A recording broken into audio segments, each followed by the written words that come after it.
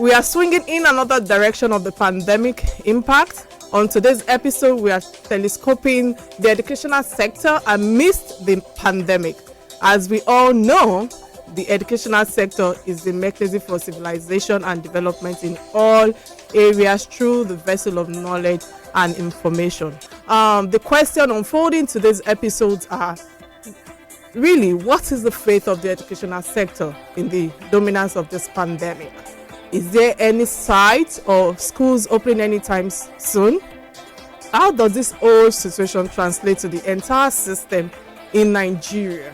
This Wednesday, we have Honorable Wahab Alawiye-King on the show. He was appointed the Executive Chairman, Lagos State Universal Basic Education Board, SUBEB, in September 2019. He is equally the Director of Organization, Lagos Central Senatorial District Leadership Forum.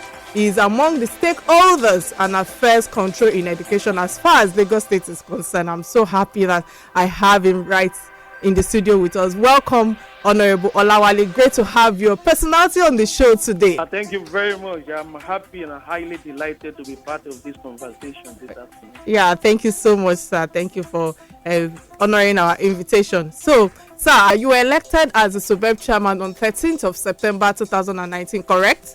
I was appointed, yes. Appointed, okay, yes. So what can you say of the educational system prior to this time? And since you are 1 year of appointment, what is the progress thus far? Well, thank you very much. Education is a public good. Mm-hmm. And as such, every other person must be involved in it. We are determined and committed to ensure that we reposition basic education in the state. Mm-hmm. We are being guided and directed by the mandate of the board to ensure that we provide quality, all-inclusive, free and compulsory basic education in the state, with the strict mandate of not leaving anybody behind, particularly the pupil in the area we are talking about. The first 9 years of our schooling must be free, it must be compulsory, accessible to all, regardless of their background. So we are being guided with this mandate. Being the House Committee Chairman for 8 years, it is not new to me. This is very familiar terrain. I am familiar with the terrain and the working of the education sector in the state. So that has given me the leverage to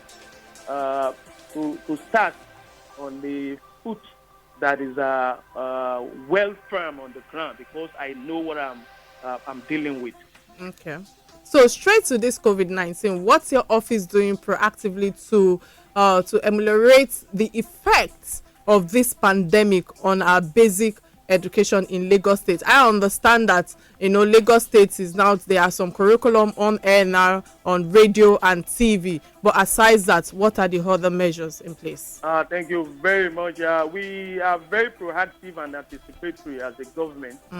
That is why the government deemed it necessary and important to close the school as soon as we realize that there is no signs of abatement in sight. The government directed that all schools must be closed to ensure that the spread of coronavirus does not affect our pupils. The school has remained closed. As we speak, the governor is about to make a speech. Yeah. So we don't know what is going to come out of that.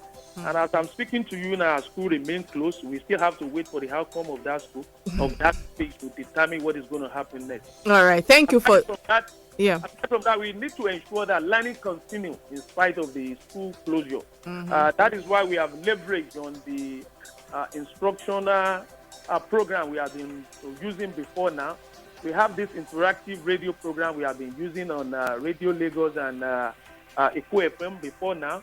So we are capitalizing on that to make sure that our people listen to all these programs, to ensure that we engage them meaningfully during this critical period.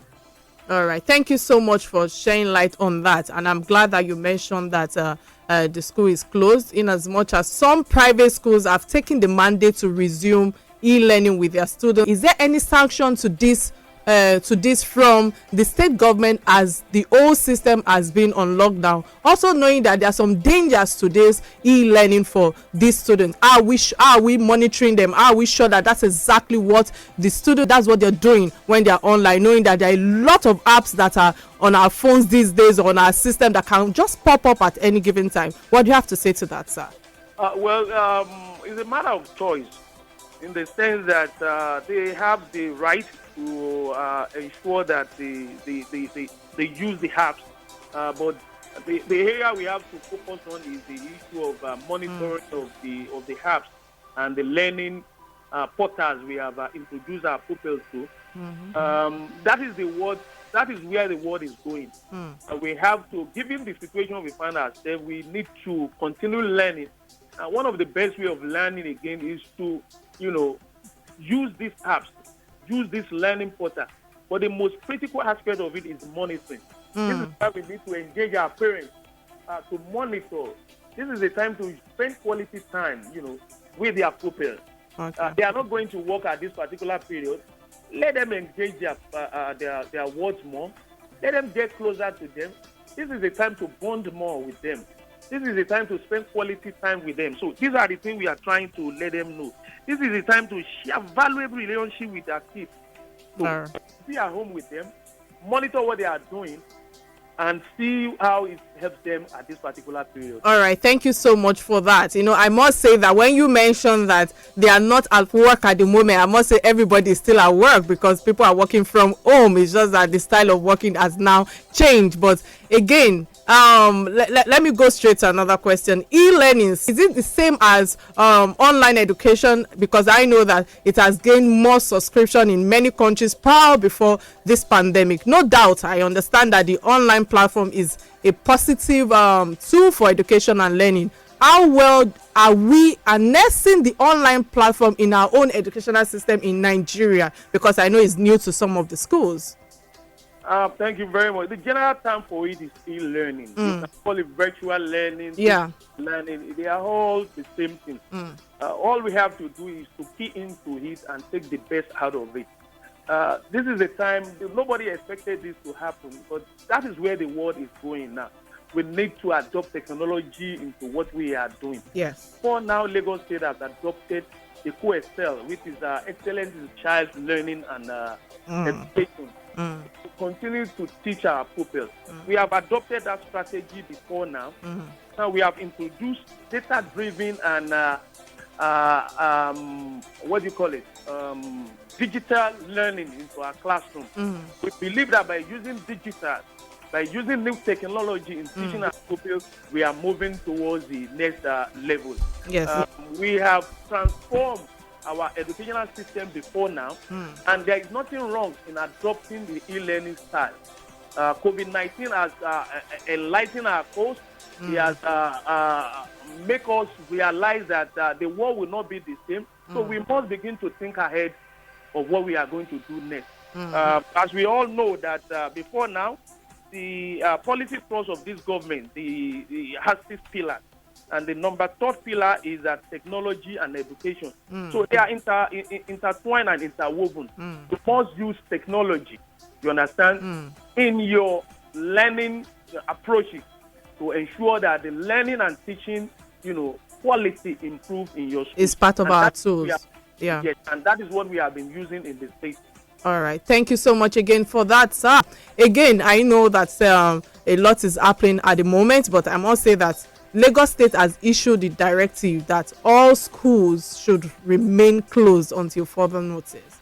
However, some schools have started online learning, as we earlier spoke about, requesting for full school tuition fee, full school fees from parents, and some reviewing the tuition fee by either 15 or 20%.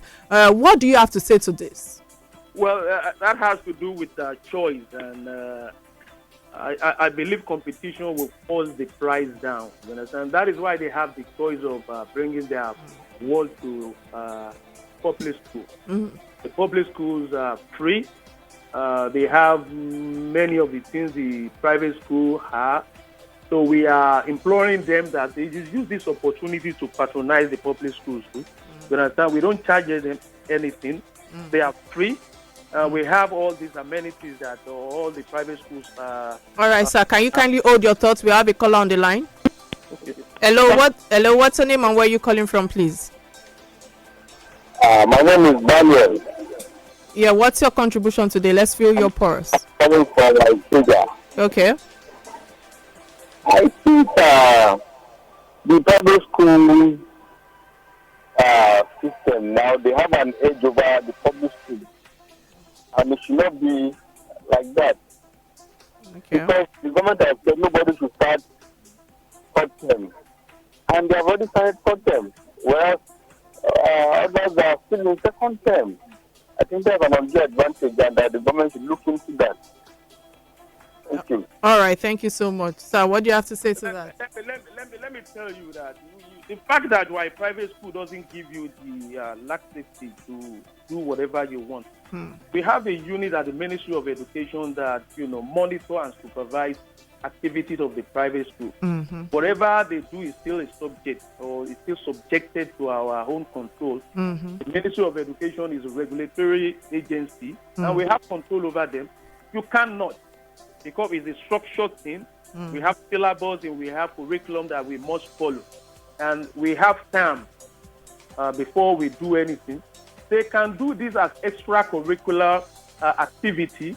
They may use this period to continue to engage their pupils. That can be done anywhere.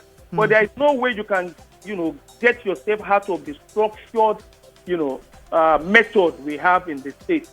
The State Ministry of Education still have control all over the private school in the state. All right, we have another caller on the line now. Hello? Hello, Kike. Good afternoon. Yeah, good afternoon. What? Okay.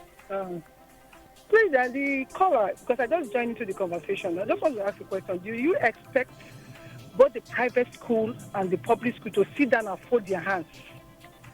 Because we don't know when this thing is going to end. Do you expect them to sit down and fold their hands and do nothing? Is that what other countries are doing? Are other countries not doing e-learning? All right. Thank you very much. That is what I'm saying. So it's a matter that we cannot. Thank you so much for that. Yeah, go ahead, sir.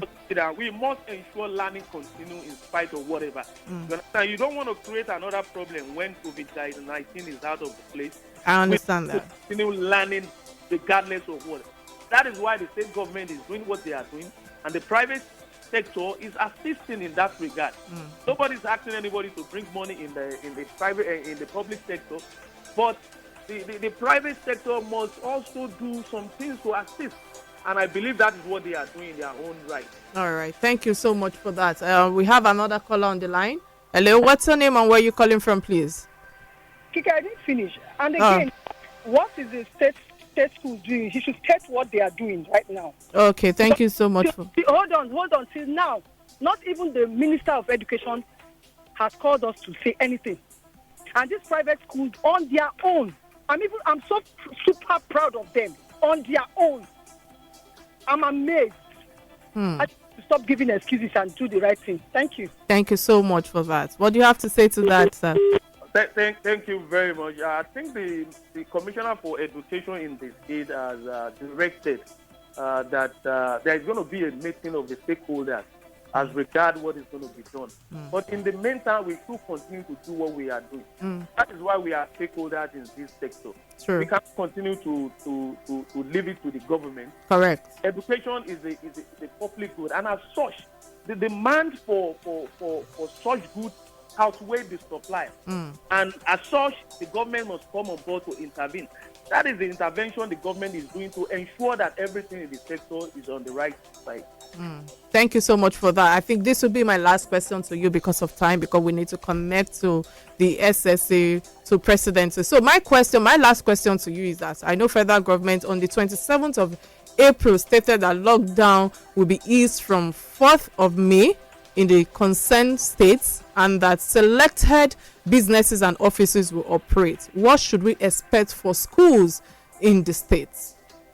Well, thank you very much. I think Mr. President is very, very categorical about his speech. Yeah, in his last speech. He wasn't so. The speech was not in any way ambiguous. He was clear, and he didn't mention anything about school resume or school resuming. We are still waiting for the executive, the governor of Lagos State to direct further on where to go. The president said the governors has the laxity, they have the flexibility to amend the advice he gave so that they can adjust to suit their state. But I don't think the governor has said anything about school resumption. The president has not mentioned anything about it. To also realize that the most vulnerable in terms of this COVID-19 pandemic is the children. Yes. So we need to be very careful. We don't want a situation where we will open our school and something will go viral. We don't want anything like that to happen. All right. Thank you. Signs of abatement in sight. And as a result of that, we must continue to protect our pupils. Correct. Being close until we hear any other things.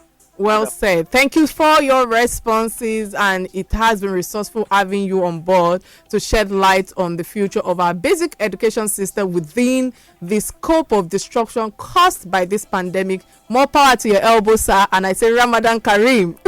Thank you very much. Thank you so much, sir. So we will go on a quick break now and connect to our second guest. Do not touch that down.